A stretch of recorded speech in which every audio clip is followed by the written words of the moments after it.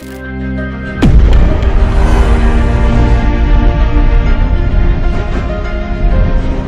metáfora, pero una ilustración que no significa que Dios haya muerto, sino que nunca existió. Evidentemente, alguien que está en la imaginación de nuestros ancestros fue un cuento de hadas de hace mucho para explicar las plagas. También para explicar la pérdida de cultivos, enfermedades y desastres, lo que ahora le atribuimos a las bacterias, virus, desórdenes cromosómicos, placas tectónicas. En resumen, la ciencia y la razón han reemplazado la superstición.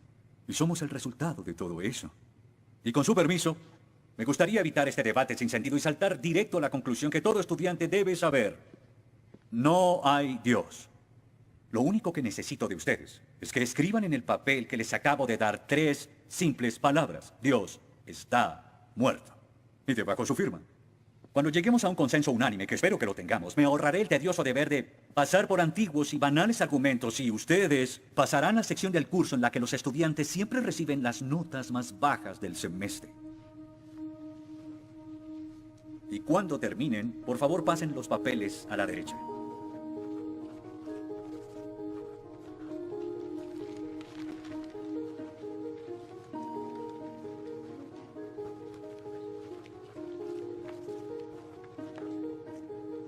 Gracias.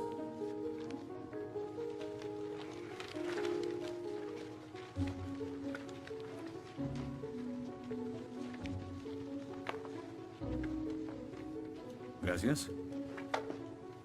Oh, una D minúscula. Esto debería tener crédito extra. Gracias. Disculpe, señor Wheaton. Josh Wheaton. Señor Wheaton, ¿le pasa algo? No puedo hacer esto. No puedo hacer lo que pide, soy cristiano. No, no se preocupe, aún puede regresar a su dormitorio, arrodillarse y llorar al lado de su cama si quiere. Lo que haga con su vida es su problema, pero lo que haga aquí en la clase es el mío. Yo no puedo. Muy bien, señor Wheaton. Déjeme explicarle la alternativa. Si no puede admitir que Dios está muerto para el propósito de esta clase, entonces tendrá que defender la antítesis de que Dios no está muerto y será enfrente de la clase, en el atril. Y si falla, que de hecho lo hará, perderá esta sección que equivale al 30% de la nota final de este curso. ¿Lo acepta? ¿Quién decide si gano o pierdo la discusión? Pues yo lo haré, es mi clase, yo dirijo, la evaluación es mi privilegio. Con todo respeto, pero no creo que sea objetivo. ¿Y qué es lo que propone? Bien... ¿y qué tal ellos? Bien, es interesante, pero ¿por qué darles el poder a ellos? Ya los convenció, lo que debo hacer es desconvencerlos, para que admitan su error.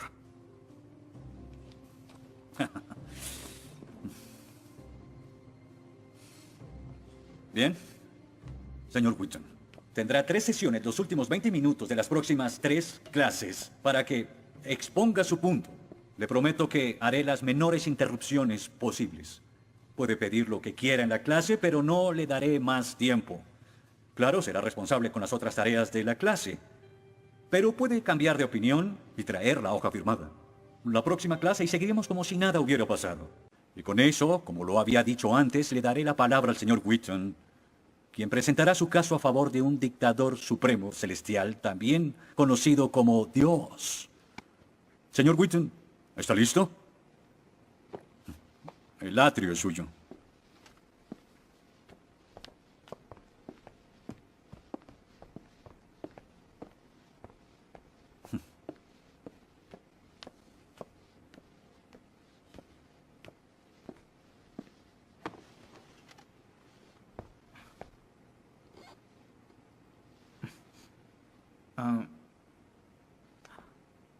Los ateos dicen que nadie puede probar la existencia de Dios, y tienen razón.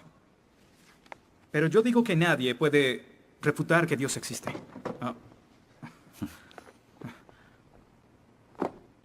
Pero la única forma de debatir este asunto es observando la evidencia disponible. Y es lo que vamos a hacer. Pondremos a Dios en un juicio, con el profesor Radisson como fiscal y yo como el abogado defensor, y ustedes como el jurado. La mayoría de cosmólogos están de acuerdo con que el universo empezó hace 13.7 billones de años en un evento conocido como la Gran Explosión.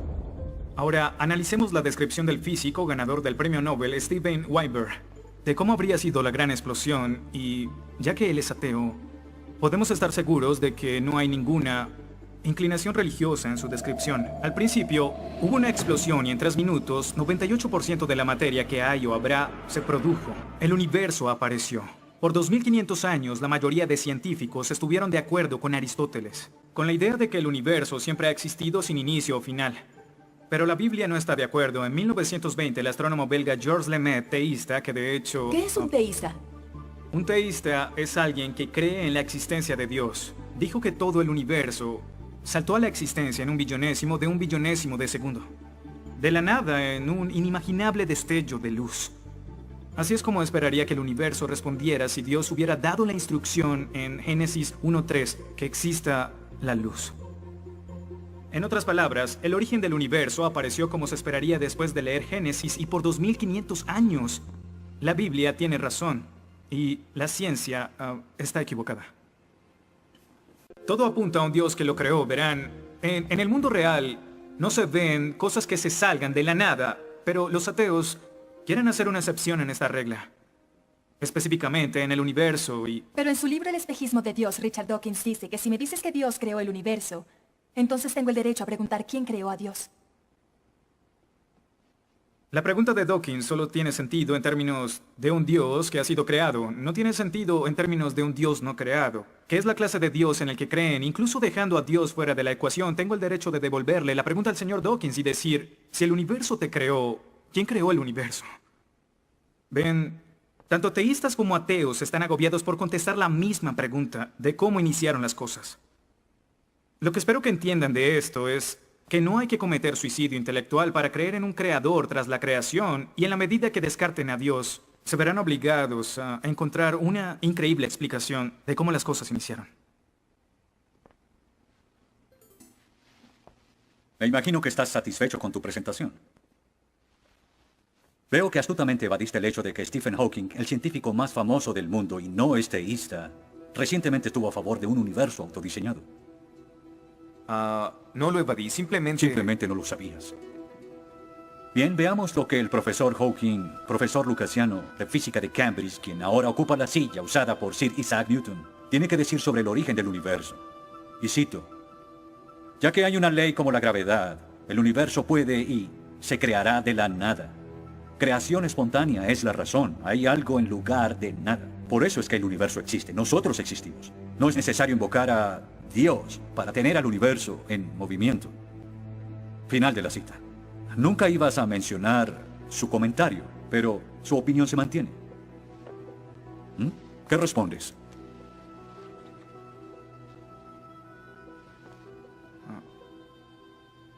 No sé. ¿No sabes? Pinché el globo de todo tu argumento con un solo alfiler y... ¿tú no lo sabes? Oh. Señor, me gustaría decirle que tengo la respuesta perfecta, pero no quebranta mi fe. Oh, ok. Así que el más grande cerebro científico de toda la historia dice que Dios no es necesario, pero un estudiante de primer semestre dice, oh, sí lo es. Wow, ¿sabes? Va a ser una decisión muy difícil. Pues estaré pendiente la próxima semana. Se acabó la clase. Gracias a una ley como la gravedad, el universo puede y se creará de la nada. Y para ser honesto, no sabía cómo refutarlo. Después de todo, es cierto que Hawking es un genio. Pero el profesor John Lennox, quien enseña matemáticas y filosofía, ha demostrado que no hay ni uno, ni dos, sino 3 errores de lógica en esa simple frase y se reduce a un razonamiento circular. Hawking básicamente está diciendo que el universo existe porque necesitaba existir, y como el universo necesitaba existir, se creó a sí mismo. Es como si les dijera que la carne enlatada es la mejor que haya existido porque en toda la historia no hay comida que sea mejor. Quizá me vean extraño y les digo que nunca he probado nada más. Y tienen razón, lo estoy ratificando. Pero cuando Hawking afirma que el universo se creó a sí mismo porque así debía ser, y luego dice que tiene una explicación de cómo y por qué fue creado, no reconocemos que está haciendo lo mismo. Pero así es. Continuando con Lennox, sandeces se quedan en sandeces, aunque sean dichas por un famoso científico. Y el público asuma que son declaraciones de la Este es ciencia. el tope de la arrogancia. ¿Me estás diciendo que tú, un estudiante, afirma que Stephen Hawking está mal? ¿No?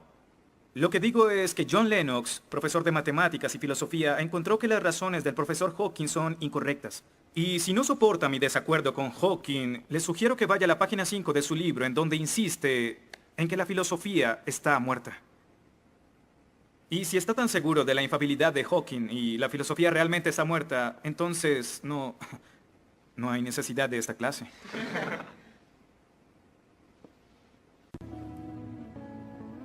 Damas y caballeros del jurado, desde hace 150 años los darwinistas han dicho que Dios es innecesario para explicar la existencia del hombre y que la evolución reemplaza a Dios. Pero la evolución solo nos dice lo que sucede una vez que se tiene vida.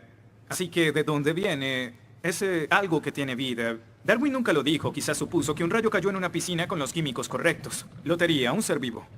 Pero no es tan simple.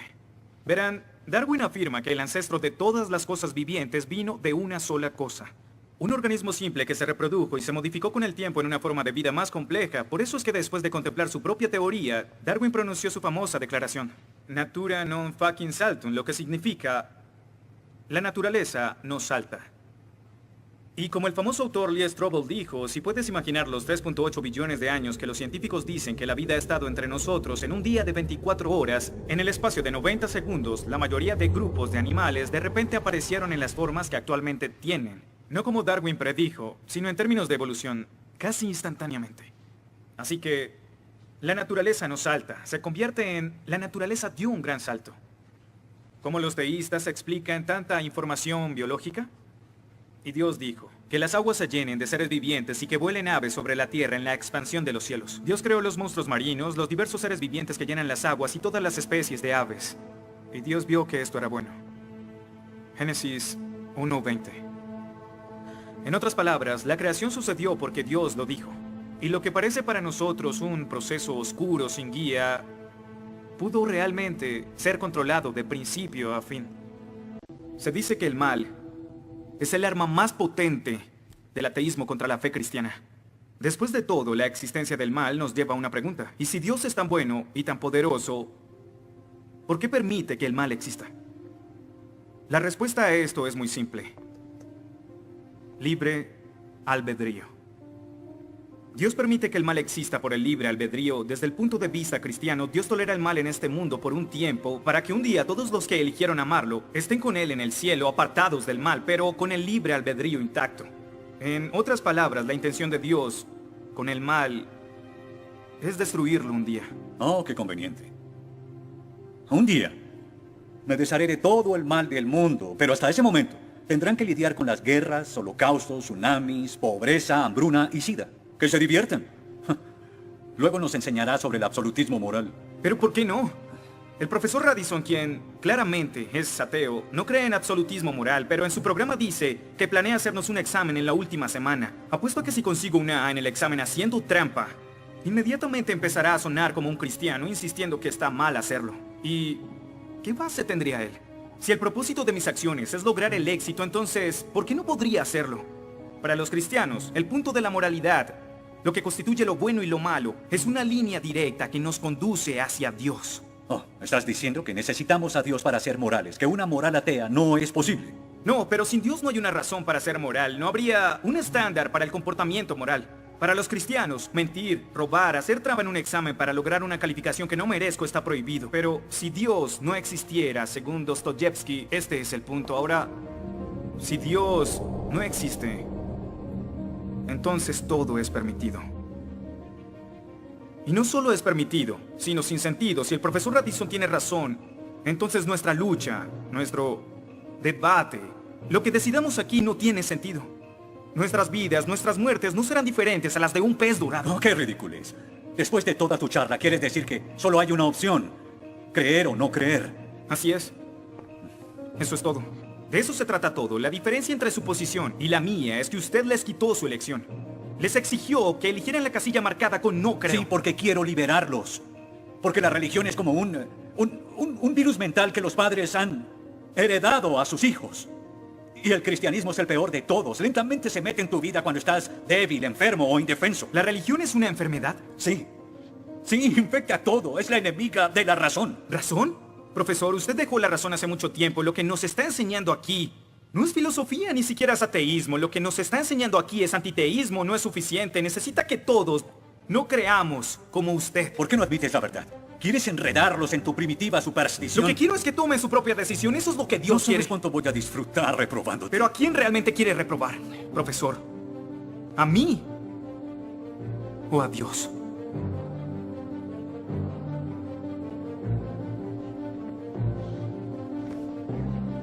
¿Odia a Dios?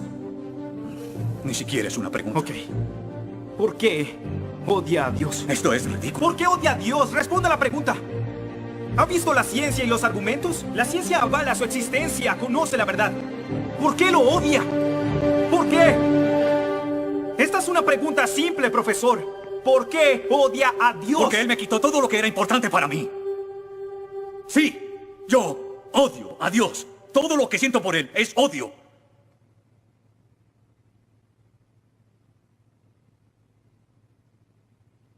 ¿Cómo puede odiar a Dios si no existe?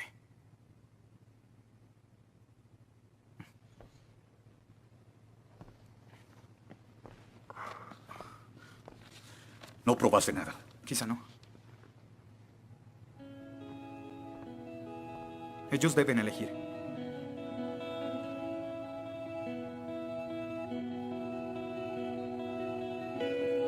¿Está Dios muerto?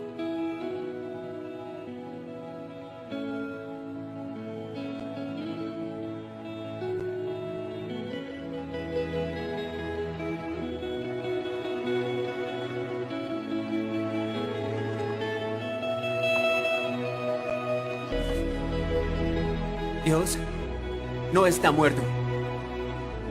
Dios no está muerto. Dios no está muerto. Dios no está muerto. Dios no está muerto. Dios no está muerto. Dios no está muerto. Dios no está muerto. Dios no está muerto.